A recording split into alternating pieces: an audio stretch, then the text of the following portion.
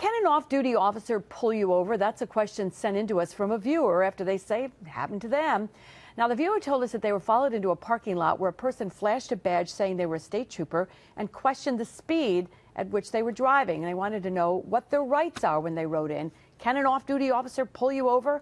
Joining us now, Paul Harding from Martin, Harding and Mazzotti to talk more about this.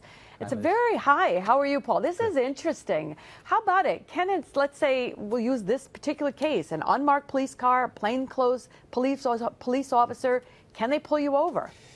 The answer is yes, they can. You know, if they see you doing something that's violating a rule or traffic infraction or something more serious, they absolutely can. You know, I think implicit in the question from the viewer is it was pretty scary, right? You're getting pulled over by a car. It's not that classic police car with the sirens on top. In fact, she probably wasn't quite sure who was pulling over at the time.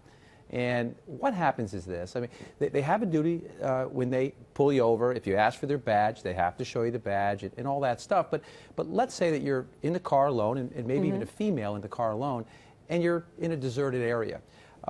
It can be quite scary, I'm sure. What can you do? I always thought that you had the right to maybe keep driving. Do you? You do. You have the right to do what's reasonable. And now the way to do that is to put your flashers on, drive a normal speed. You don't want to look like you're in some kind of a chase situation. Pull into a hospital, police department, sound your horn, have other people come out into the area. And then when the police come by, you have absolutely a right to ask them for their ID, kind of keep your window up.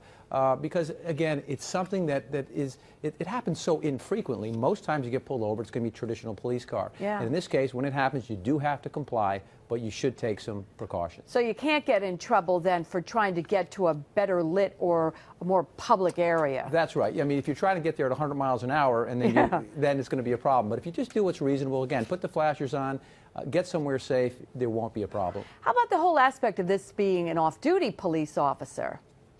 You know, police officers are police officers 24 hours a day, and they absolutely have the ability, if they observe a crime, to act, even if they're literally not even plain clothes. We're talking about someone who's just home for the night. Yeah. If they see something, they can go out and they can execute with the same procedures that they would have used if they were on duty in their squad car. So bottom line is drive carefully, huh? Drive carefully. All right, we'll take that into consideration for sure. Paul Harding, thanks very much. If you have a question for anyone from Martin, Harding, Mazzotti, email them to whatareyouRights@cbs6albany.com.